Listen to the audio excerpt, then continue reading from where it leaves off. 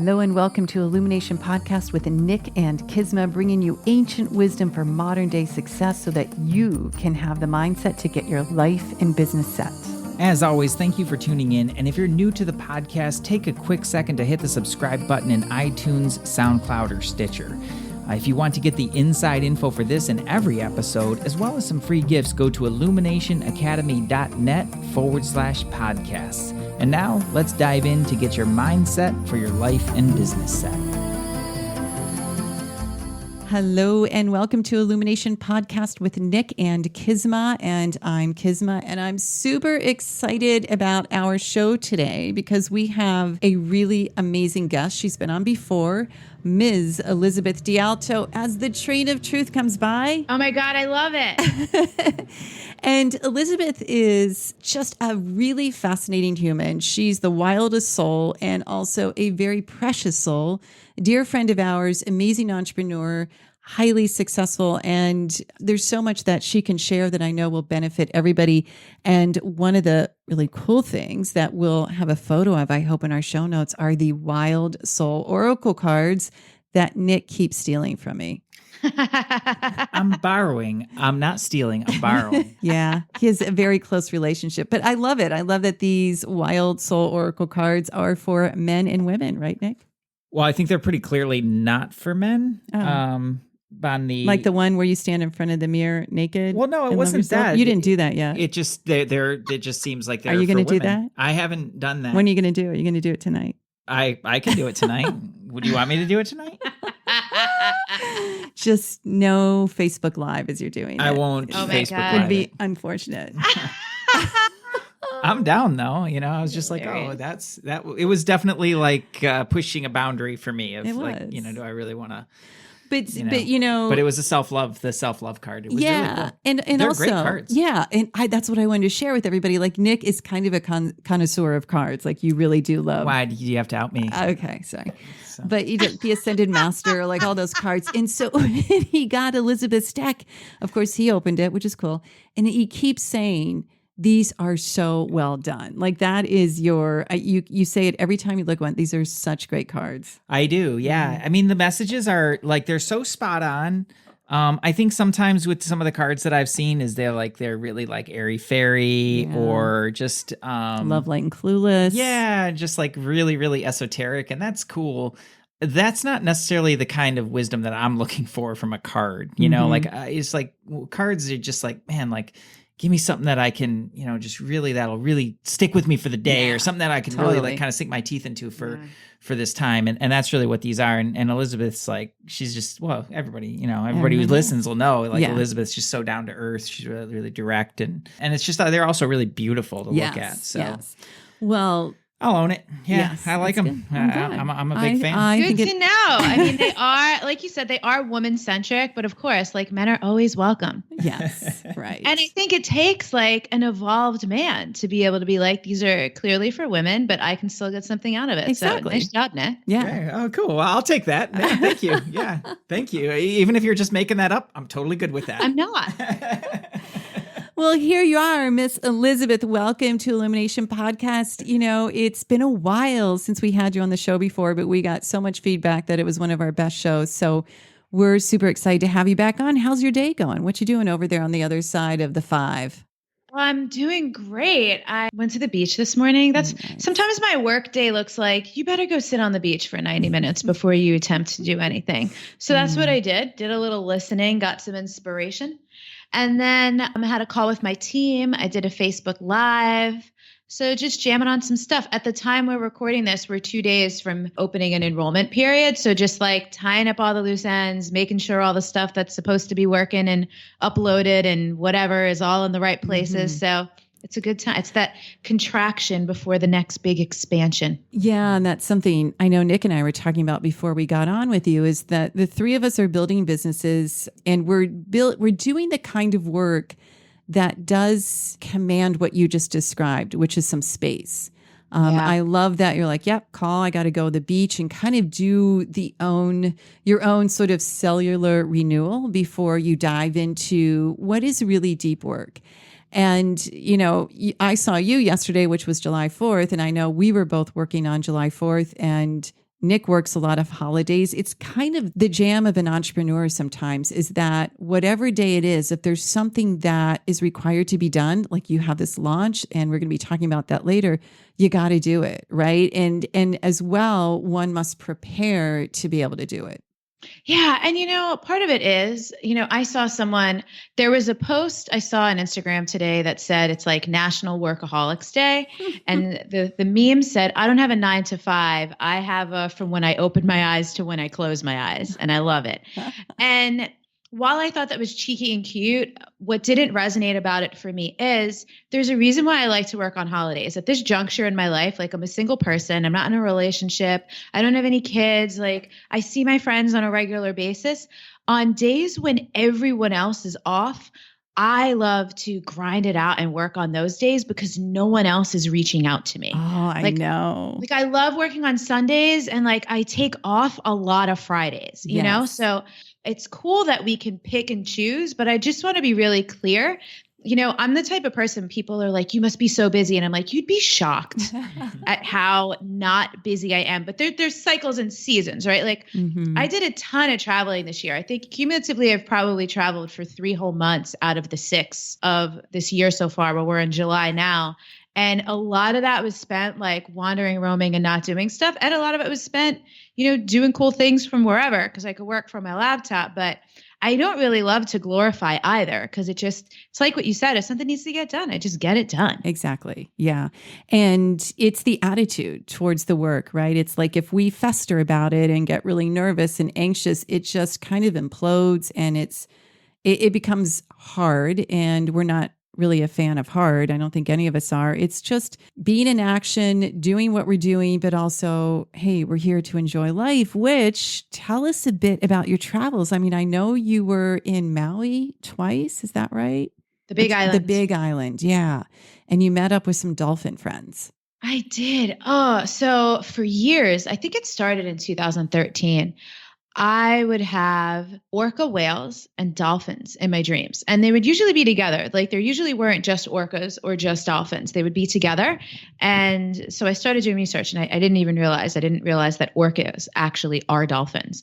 And so super fascinating. And that happened for a couple of years. But last year in 2016, they stopped coming to my dreams. And I just had a feeling that it was because it was time for me to like get into the ocean and face my fear of the ocean. And so I've been kind of waiting and not really proactively seeking out like my ocean guide because there's so much to know about the water. I know Nick and I have like geeked out about watching the sets because he surfs and things like that. And I paddleboard, but I kind of wanted a pro, like someone who's been in the water, who knows their way around, who could tell me what to look for, because it's scary, it's intimidating, and very mysterious out there. So on my first trip to the Big Island back in April, I had posted something on Instagram, and I had this amazing woman comment and say, hey, let me know, I live here, let me know if you want to swim with dolphins. And I'm like, hi, I want to do that more than anything in the world. So I met up with this woman, gotta love social media, right? And the connections you never would have made.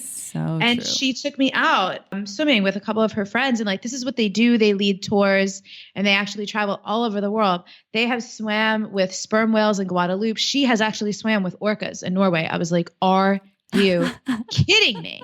And so they go on all these trips. I'm like, this is what I want to do. So that first trip in April, I went out with them and did not see any dolphins.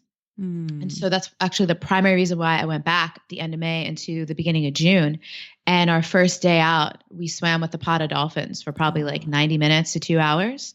And there was about 15 minutes where I caught some solo time with this one dolphin. I was just following him around like I was his buddy, like I was a dolphin too. And it was just the most, I don't even know how to describe it. It's just different under there. It's like the feeling of flying because you're floating, but you're underwater. And, I loved The Little Mermaid when I was little. So like the song Under the Sea is like playing in my brain the whole time. And it's just so magical under there. I had actually never snorkeled before. And so now I'm really interested to get into like free diving and, take trips specifically to go see these like magnificent worlds in the ocean. I mean, it's amazing, if you just look at it, like I saw this one video that was talking about, how like we have no idea what's down there and like how deep the ocean, like we have an idea of how deep it goes, and it's deeper, much deeper than Mount Everest is high. Right. And that's just like mind boggling to me that Right. Like what's at the bottom? Because we can't even get down there. Like there's not technology to get to the deepest deep, right? Right. We don't even know. We have no idea. That's where the boogeyman is. That's where heaven is, you guys. It could be, right? I mean, it's just fascinating.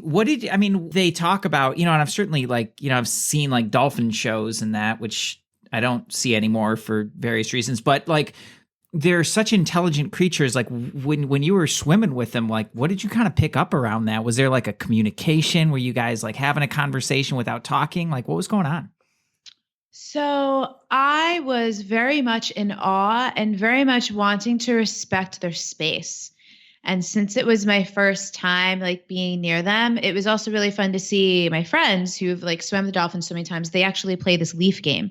They bring a bunch of leaves in and they drop them and the dolphins will pick them, like hook it on their fin. No, that's amazing. Yeah, it's really cool. So they're certainly very with it and emotionally intelligent. And they're playing with you. It's kind of like people don't think twice about playing with a dog or playing with a cat. Mm-hmm. So it's just this much more mysterious creature that we know very little about that can seem intimidating because they could be big. Mine were little spinner dolphins. So they were like my size or smaller. Mm-hmm. But I wish I had words to describe it. It just felt like this deep connection and certainly like a communication with, especially when I was swimming around with that dolphin. Yeah. Because it's almost like, they can swim so fast. And it was almost like he was waiting for me, like giving me the leeway to like keep up with them and keep going with them and just doing his thing. And it was cool too. As humans, I think it's the prefrontal cortex. That's like the rational part of our brain, right? Mm-hmm. Since we have that thinking faculty to follow around a creature and not know what they're thinking or what's their rhyme or reason for where they're going and what they're doing, and just try to like drop into just like that wordlessness and go, I'm not going to think, I'm just following you. And even imagining a life, like we live a life of so much doing and so much action. And their action is just like swim around, play, sleep, eat, swim around, play, sleep, eat. And I'm like, I could get down with this dolphin life. I'd be into that. Yeah, that sounds cool. Yeah, it sounds like you drop into their field, right? Yeah. Like, I mean, we all work a bit in the energy realm and it's like they do have amazing energy, these creatures. And I imagine that your friend, the dolphin, just sensed your energy and was like, yeah, let's just kind of entrain here and go for a little swim. Yeah. And so really cool. Everyone's lineages and cultures are different, but one of my friends who lives there on the Big Island was telling me in the Hawaiian culture, they actually believe that the dolphins are the ancestors. So who knows? Maybe that was like my great grandmother. Yeah. You know us. You never know. You never know. You know us. We're up for it. We're like, maybe anything is possible. Anything is possible. Like it totally is. Like it totally is. Some people listening are like, and I'm out. Yeah. Stay. There's more awesomeness with the dolphins. We'll go back to talking about business. I promise. Well, but I want to cover one thing. I want to revert back because I remember your first trip and you're like, there were no dolphins. I've never taken a walk along the beach with you where there wasn't a dolphin when you called upon them. There seems to be some significance there. I mean, am I just making that up or did you sense anything? Was it off season? I mean, to me, that was very strange. Oh, you know what? I really felt like it was, I needed space to get in the water because I'd never snorkeled before. Okay. I needed to have the experience so that when I got into the water and they were there, I'd already gotten the initial jitters and fears out of the way. Yeah, good point. Mm-hmm. I was super comfortable when I got in the water the day they came. And so I didn't have to waste any time on navigating two new things. It was just one new thing, being in the water with them. So that's what I really felt like it was about. Oh, that makes a lot of sense too. Mm-hmm. I went snorkeling when I was in Maui and it does take a minute to just kind of feel like, oh, okay, I'm good, and is their water going to come down through that pipe? Right. Yeah. It works out. It was funny though, because the first time I went, both of the women I was with, they were like, are you sure you've never done this before? And I'm like, you guys, I've done it a million times in my dreams. Like in my dreams, I'm not wearing like snorkel gear or anything, but I'm swimming underwater and I'm breathing. Oh. And so it was really something I had experienced quite vividly in the dream world. And so once I was underwater, I was like, oh, no way. once I figured out how the breathing mechanism worked and how I could like dive under, clear my ears, and then come back up and blow the water out. I mean, I was basically a dolphin. I was like, this is as close as I'm going to get that I know of. So kind of similar topic, or like a little sidebar here. Like with your dreams, like when you have dreams, do you like how much stock do you put in your dreams? Is it like a calling for you, or is it, you waiting for something to reoccur? Like what do you think about that? So I've never had recurring dreams as in the same dream more than once. I've had recurring themes for sure, but I love dream work. Sometimes before I go to bed, I will consciously bring something to sleep with me and be like, hey, I'd love to work this out in my dreams, just like set a little intention. And I have a dream journal. So when I wake up in the morning, if I remember my dreams, I'll write out exactly what I remember without analyzing it. Because then when I reread it, I can often I'll contemplate it for a little bit, but then when I actually write it out, I'll catch little messages and little connections. And I'm basically just looking for the same thing I would look at when I'm awake, which are just like synchronicities, patterns, things connecting, symbolism. And I love to geek out on, mythology, archetypes, and symbols so that when things show up in my dreams, I can kind of feel into what is it pointing me towards. But like anything like that, dream time, past life stuff, all these things that there's actually no hard and fast way to say, definitively, this is what this means. I'm not going to put all my eggs in the basket, but I'm certainly, if something feels like a really clear message, I'll absolutely just be super appreciative, thank the dream, whomever brings me the messages, whatever that is, my higher self, my wild soul. And I love it. I find it super inspiring and, to use the word of the day, illuminating. Yeah, that's cool. That's kind of similar to how I think about it, although I haven't really spent a lot of time writing them out. What I've heard is that when you wake up and write your dreams out, you actually tend to remember them a little bit more. Have you found that to be true? Yes, and I notice a couple of different variables that determine how well I remember my dreams. If it's a dream I have in the middle of the night and then I wake up, I may not remember that as well in the morning. Mm-hmm. Sometimes I tend to wake up really early at some point, usually between anywhere from 1 to 4, and then I'll often go back to sleep, though sometimes I don't. And it's often the dreams I have when I fall back to sleep that when I wake up, those were super vivid and I remember those better. How vivid and how well I remember my dreams, there's a pretty direct correlation between where I am in my menstrual cycle. If I'm in the later phases, my premenstrual phase, or I'm actually on my bleed, my dreams are way more vivid and I remember them way better because it's just a much more naturally intuitive time for a woman anyway. Mm-hmm. But there's all kinds of factors. And then sometimes too, I have these epic dreams that feel like they went on for the whole night, even though they probably didn't, because I'm sure time and space in dreamscape is far different from that 3D time. But sometimes it just feels like my psyche's taking out the trash and just draining out. It's this is ready to go. That it'll just be so many people from so many different times in my life. And then sometimes too, I'll have these experiences, which I've had other people share with me that they've had this too, where you're in a dream and it's a person. So for example, Nick, say I knew you were in my dream, but it was a totally different person's body, but I knew it was you. Does that make sense? Yeah. Yeah. Oh, maybe it was me, a different incarnation of me. Who knows, right? So super interesting. Yeah. Dreams are also, again, I'm all about the mysteries. Again, not trying to predict or evaluate stuff too much, but taking a look at what feels really clear and going, great, I could use that. Let's run with it. Yeah, I love that. When I go either to India to study or when I'm doing a lot of work here, I find my dreams tend to be like regurgitation.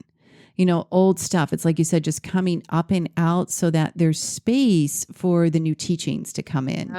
And it's fascinating, right? Because all of a sudden I'll be dreaming about somebody or something that happened 30 years ago. I'm like, what? Why is that coming up? And I think it brings to light how much information and how much material resides in us, whether it's the subconscious level, the little self, however anybody wants to frame it. It's there is stuff. And the more that we are willing to expunge that and then download the higher mind aspects or higher teachings or just a higher way of being, life really takes on a new form and a new meaning.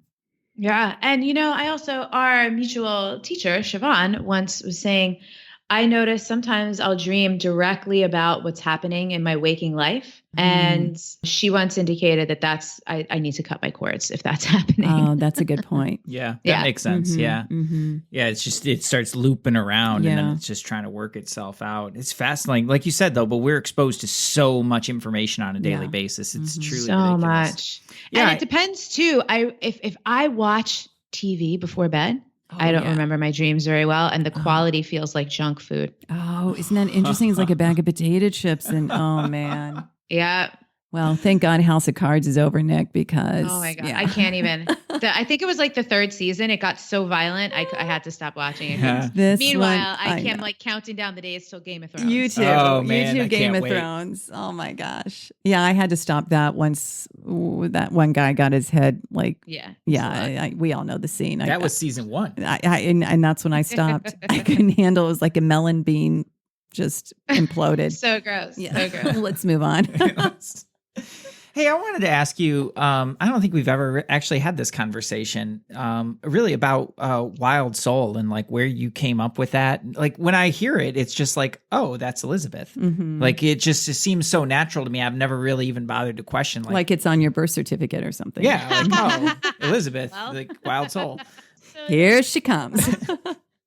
But I don't think I've ever, talked to you about like where did that actually come from and like what inspired it and like how did you birth this whole wild movement? So back in 2013, it was an accumulation of a couple things. I was in fitness for many years. And at a certain point, I had realized that I just like wasn't into how the fitness industry operates anymore. No knock against it. It was just no longer for me. And this is when I really started to geek out on other types of movement, yoga, sensual movement, pole dancing, like other things that I had different felt experiences in my body that were also kind of combined with like having an internal experience as equal, if not greater than to the external experience. And so I also at that time had really started studying feminine archetypes because I'd received a lot of feedback in a lot of my life, my teens and my 20s, that I was intimidating or that I was too masculine. And I was like, cool, like, let me try to figure out how to be more feminine or be softer or whatever the hell that means. So, it was cool because in my studies, I came across all these different archetypes and this book called Awakening Shakti by Sally Kempton. When I got to the chapter, she uses the 9 goddesses of yoga to describe the archetypes. And when I got to the Durga chapter, I was like, oh, fierce warrior-like is one way to be feminine. I've been feminine all along. Yeah, they don't usually talk about that one, No. by the way. No one wants to talk about that's that. not like the feminine one. Yeah, because so I haven't experienced, like people talk about like being bullied or being shamed. I haven't experienced a lot of that in my life, but if I could say I had experienced in any realm, it was actually around that, like not being feminine, being like too masculine, or like I was a tomboy growing up. I played a lot of sports and stuff. So for me, the way I felt to like recognize this aspect of myself that truly was feminine, once I realized that like such a spectrum of what femininity could look like, such a spectrum of what masculinity could look like, I became really, really inspired to clue other women in, like me, who had no idea and have spent a lot of their lives feeling like, well, I must not be like a real woman, or I'm not like prissy or dainty, or like the traditional forms of femininity that are like obvious and celebrated in like fairy tales and movies and stuff. And so at that time too, I had also started studying a lot of subtle body stuff. I had gone through a couple of Reiki attunements, and I still was very much like a body oriented person in terms of like physical movement. And so I just kind of experimented. I already had a little bit of an online platform. And so I did a beta course. At the time I called it 2x1, which was supposed to mean, your physical body and your energetic body were the 2. And then the 1 was your soul. But the problem, very artistic, right? And the problem was I had written it out like 2x1, and so people were calling it 2 times 1, and I was like, okay, That's a branding red flag. So what had also happened is I started writing about on my blog and also just on Facebook, just like striking up conversations to, kind of do the idea validation thing, just to be like, is this even a conversation other people care about, Mm-hmm. So as I was doing that, I was noticing I was getting a lot, people were chiming in a lot, but a lot of the messages were coming in privately. I was getting text messages from my friends, private Facebook messages, emails. People were not really wanting to comment out in the open on Facebook because it was like kind of vulnerable, intimate, personal. So I started a Facebook group, and I don't remember why or how I called the Facebook group the Soul Movement Salon.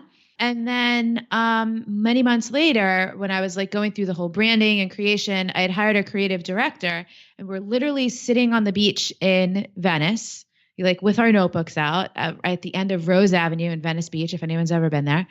And there were all these words that felt really important to me, and like all these images. So there was like passion and fire, and there was soulful and sacred and feminine and woman and all these things. And my creative director goes, what about wild soul movement? And we were both just like, that's definitely it. Landed. We were like, I think I started crying, and that's always a good sign. You guys know. Yeah.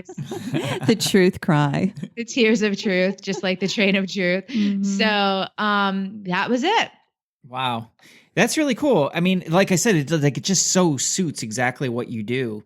Hey, I was looking at your Instagram the other day, and you posted a video of like you were, she was doing the shake. She was doing the shake in front of the mirror. Is that what I'm supposed to do when I'm doing the self-love thing, or is it like is it different than that?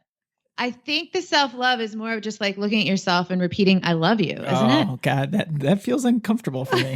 Like right? a little uncomfortable in a certain way. Mirror work is really uncomfortable for a lot of people. So when I had started doing sensual movement, the pole dancing classes I had gone to, and another practice I had done with my friend Rochelle, which is called Koya, there's no mirrors. Because it's obviously easier to like get into your body and just focus on the movement and the sensation, how it feels when you can't look at yourself, because you can't be self-conscious. But it takes it to a real another level of self-acceptance and self-love when you can look at yourself and there's no hiding. Yeah. So I've done that just sitting in front of the mirror, but I really do every morning. When I say that's my daily practice, like I stand in front of the mirror and I shake, I jiggle my thighs, I shake my belly, like I shake out everything. And that particular morning, I was so energized when I woke up. I literally had to do that because I just felt like I was going to explode. I was so excited. I was so happy. Have you guys seen the Despicable Me movies? Only the first one. Yeah, me too. You see the littlest girl, Agnes? Yeah. Yeah. She's my favorite because like there's a point, I don't know if it's that movie or the second one, where she's like hugging something or doing whatever. And she's like, I'm so happy. And I'm like, I feel like Agnes a lot of mornings when I wake up. So why don't you bottle that? Like that's really valuable. Just pop it in the funnel. If you can put that in a pill. People have asked me that, and I'm like, I don't know what to tell you guys. I have an outrageous amount of enthusiasm, and sometimes I just don't even know where to put it. But I think that's the reason that you have it is because you use it. Mm-hmm. Right? It's like a lot of times, if people have enthusiasm for something and then it gets kind of like squashed or hidden or like pushed in the background and like, oh, that's not important. But the reason that you have so much is because you're actually using it, like you're putting it to use in the world, and that creates that kind of increase of it. Yeah, I would agree. It's like the law of mind action. I mean, what you appreciate, because you appreciate enthusiasm, you gain more of it. Right. Well, when people don't appreciate something, they just repel it. And you're just an enthusiast. I mean, on so many levels. And I appreciate it now more than ever. Because like, as you guys know, I came out of a relationship like 9-10 months ago now. And that was something that was really triggering for my former partner. He like wasn't a very enthusiastic person. Mm-hmm. And so I hadn't realized until afterwards how much I'd actually dialed down my enthusiasm because it made him uncomfortable. So as part of like this year of like being on my own and kind of reclaiming all these things, and not just for the purpose of that relationship, but just over the years that I had like dialed down to make other people comfortable, enthusiasm was like one of the number one things that I was like, damn, like I actually really like this about myself. And from now on, if it makes other people uncomfortable, that's just like a red flag for me that like, those aren't my people, Exactly. And the world needs it. I mean, people need enthusiasm. They need a purpose. They need to be able to face forward for something and get that reignition going. So rock on. Kisma, well, and here's what was sorry. I was just going to say, I was going to ask Kisma, is there something that she dials down is there anything that you dial down that you did in order in front of you? Well, not necessarily for me, but in order to make other people comfortable? I don't know. Not anymore. I think I'm just too old for that. I think I'm just done with it not being who I'm supposed to be. Huh. I think if I had to answer that, I'd say my geeky side. Oh, like I don't always geek out on things like as much as I would. Like it's like not as cool. Well, we'll have to create an extra card in the deck that says geek out. Well, maybe I haven't gotten to that. Well, and I think geeking out on stuff, I think is an expression of enthusiasm. It totally is. Yeah, totally. Yeah. Because you guys know me, I geek out on stuff all the time. I was just going to say, and Kisma, to proof of what you said about like the world needs it, the world wants it. So that was, what was it, like a 15, 20-second Instagram video of me like jumping around and shaking, but like I'm having so much fun. There's like pure joy on my face. Yeah. That video was viewed more than anything I've ever posted on Facebook or Instagram. I love that, because think of all the people jumping around and shaking and not caring, like just tons like of comments, and people were like, I have to try this. And I'm like, you have to let me know how it goes. And like literally on Facebook, I think it's at like 6,300 views. Oh my God, as the train of truth comes Instagram, it was a couple thousand. And I was like, damn, like it's not, people want that unbridled joy, and it is contagious. People kept saying that this is contagious. Like, I love your joy. Like, so fascinating. But I was like, cool. So it was also affirmation for me that, again, like the right people, I certainly don't have to dial that down for. Exactly. And I think as well, so many people on the planet are really yearning for a different conversation. There's so much of our conditioned personality that exists. And then we watch the news or we're around other people. And there's, the sense of, wait, something isn't truthful here. This isn't how I was supposed to be in anxiety or worry or shame or guilt. Like, people are wanting the different conversation. And I know that we work on providing that, and you do as well, which leads me to share a little bit about your upcoming launch that's really starting Friday, right? Yeah. And I mean, at the time of recording this, I think it'll probably already have been going on for a couple of weeks. Yeah, but we're going to get this out in time. So let's cool. hear it. Yeah. So Wild Soul Movement, for the first year or two, I was like, this is my baby. And then I started to realize that truly I am not the giver of the gift. Like, Wild Soul Movement tapped me on the shoulder and was like, listen, sister, I'm coming into the world. You look like a good vehicle. Do you want to do this thing? And I was like, yeah, let's do it. So I'm constantly feeling so appreciative that like it chose me, and that I get to just, be the mouthpiece for it. I do. I always joke that like Wild Soul Movement, like whoever are like the idea angels or guides or whatever, we're like, give it to that one. She has a big mouth and she's never going to shut up.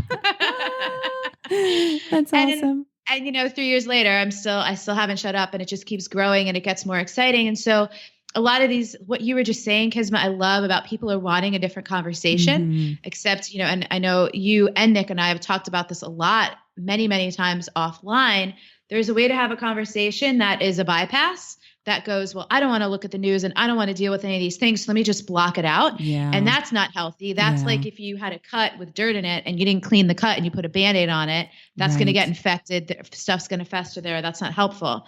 But if you actually do, you feel the pain, you look at what makes you uncomfortable, you move through that, and then you get to the higher conversation. That's a more thorough, responsible, holistic approach that actually works in the long term, because then these things don't come to bite you in the butt later on because you just like put it on a shelf somewhere and you were hoping that you wouldn't find it again. Another analogy I make is like when I was little, my parents used to be like, clean your room. I'd be like, okay. And I would just shove everything under my bed and in the closet. And like the day would come when I eventually had to clean the mess in the closet and under the bed. And so Wild Soul Movement, it's basically a sensual movement practice where I use mantras, meditation, and like slow, really connective movements to help people quiet the mind, get into the body, really connect with their body so they can tune in with their intuition, trust themselves, cultivate the safety and the love in the body, in the physical experience without bypassing everything. Yeah. So they can develop the ability, the resilience, to like feel things, move through them, and then come out on the other side without abandoning themselves or without just relying on logic and rationale, which, as we all know, can be useful sometimes.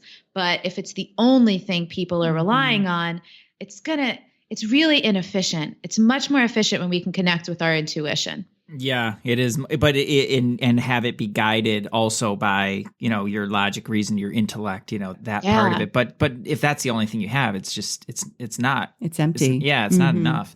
I want to come back to just one quick thing that you said, which is really interesting to me about safety, feeling safe in the body and feeling safe in general. Like, I guess two questions. Like, one is like, how do you see that show up in people's lives, and how big of a problem is that? Is that like, how rampant is not feeling safe in your mind? For my audience of women who tend to be, I call them the spiritually curious, people tend to become spiritually curious and seeking different answers and solutions when they have had an issue for a long time and nothing else has helped or worked. And so for a lot of, I think the stat, and so I might be incorrect here.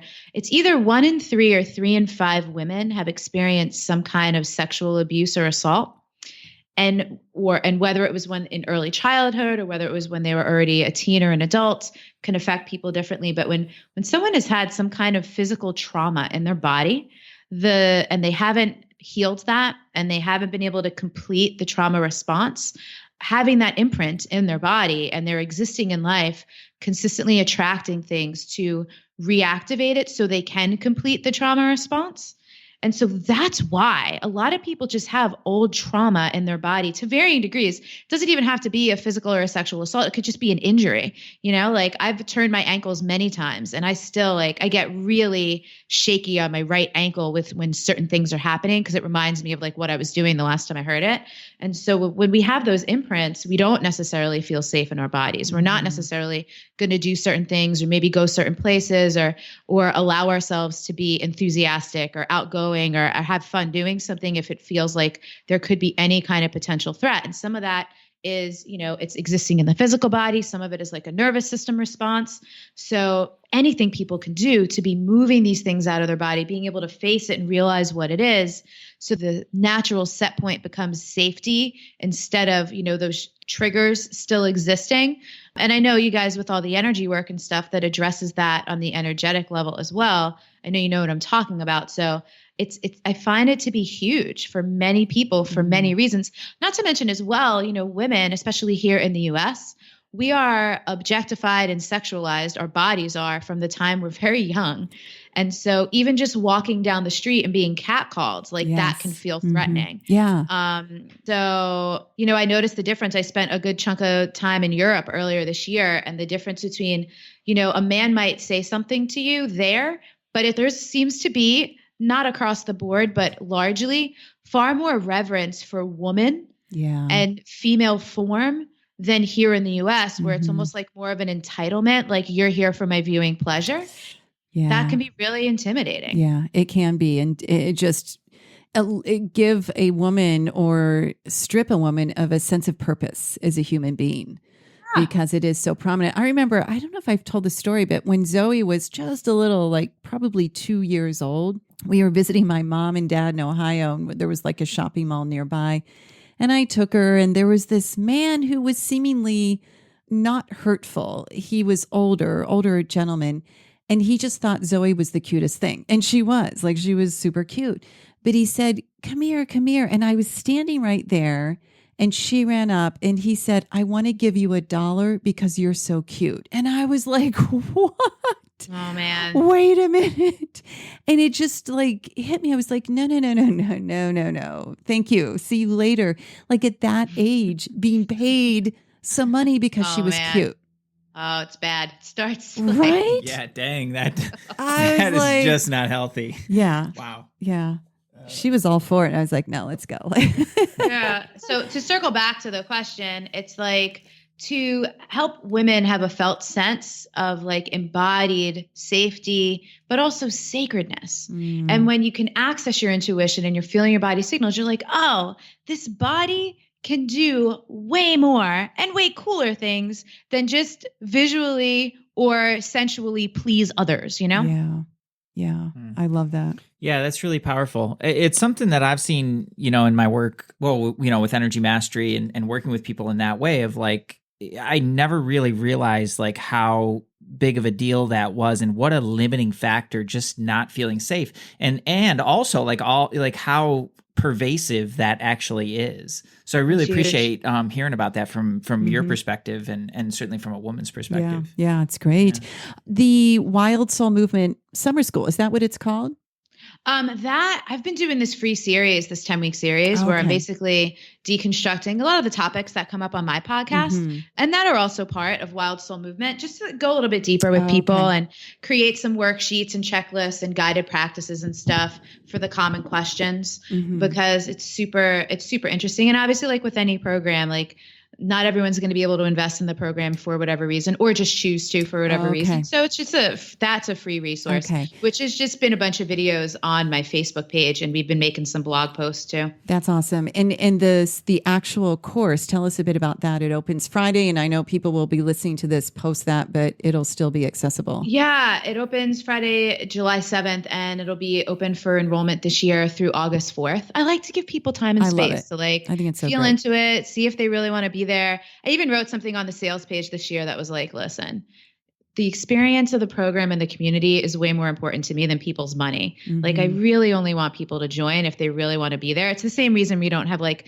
a guarantee or a refund policy. In the FAQ, it was like, is there a guarantee or a refund policy? And I'm like, yes, our guarantee is that we're going to go out of our way to make sure you have an amazing experience in the program. Right. I'm like, but we don't do refunds because if you're joining to try it out, like try out the free video. Don't try out the course if you think you might want to return it, because I want people who are like who like really resonates. It does a lot for the caliber and the quality of the community experience as well. So it's based around these 4 main topics, which are surrender and release, trust and receiving, wild dreaming and desire, and love and creation. Because it's kind of like how transformation works. You have to be able to surrender and let some stuff go. Yeah. So you can trust and be more receptive. And then you have to be able to connect in with what your actual soul's desires are, not what the mind tells you want, but your soul's desires. So then you can go, cool, these are like the seedlings for my dreams. You have to deal with your worthiness stuff. So you even feel like you can go after your dreams. And then love and creation is like the best. That's how you should be creating, right? From a place of love, not necessarily fear or obligation, or because it's what everyone else is doing. So, the tagline that I love is become the living, breathing embodiment of feminine truth and power. And it's not about gender. I know sometimes people hear feminine, masculine, they think it's about gender. And obviously I do work with women, but it's more about just like connecting with that quality of energy that, like I said, many years ago, I didn't even know it was a thing. And so if I didn't know it was a thing, and like Nick was talking about geeking out, like I'm an avid like reader. I've been into like spirituality and self-help for years. How many books had I read that like that had never come up before? I'm like, if I don't know this is a thing, I'm sure a lot of other people don't either. And so, I mean, over 1,000 people have gone through the program over the last couple of years already. So I know I'm not alone. Right. Or they're going to have to get it from some obscure source and try to figure it out, where like you're really taking that and putting it into people's everyday life and experience, like in our modern world, in our Western world, like trying to translate that from Eastern philosophy is not all that simple, Yeah. So I think just that's like such a cool bridge, and it really brings out a quality of femininity that is so often bypassed. Yeah. And it's more about integration than anything, right? It's like connect with your masculine energy, connect with your feminine, integrate them. And then everything in life is just way easier because you're never like being too soft and like in action, like in inaction. And you're not necessarily like forcing or pushing too hard. So you're going to burn yourself out. And everyone's middle of that spectrum is different. And so the program is really designed to help people find those sweet spots for themselves. Yeah, I love that. And I know we'll have a link available in our show notes for sure. And so check it out, everyone. It's going to be great.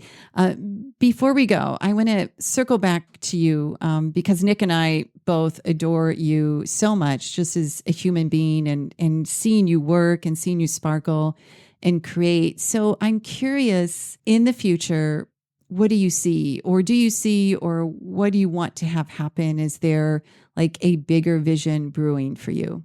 Oh, there's a bigger vision, because here's the deal.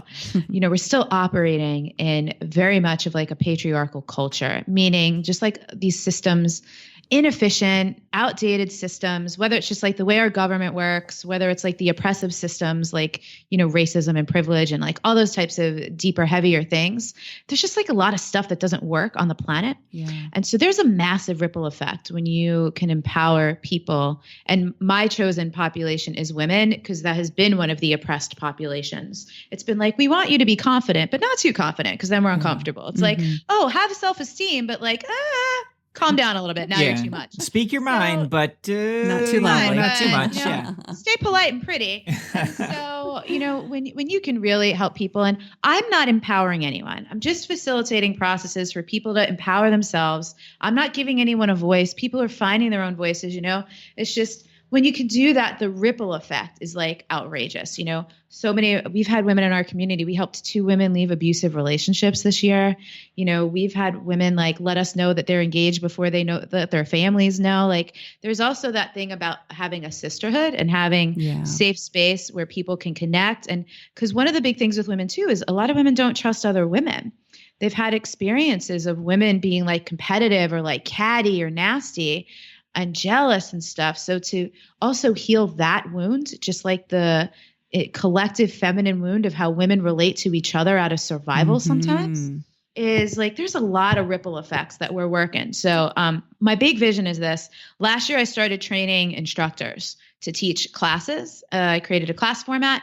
And then this year, I've also been developing a weekend workshop format that will also build out into a retreat format, because a lot of women are like, we love the online program. I love doing the videos and the practice, but I kind of wish I could, be in a room with other women and like really connecting. Because I think as our world gets more and more like digital, people are craving those like just analog, real time, like hug a human in real life, So make real contact.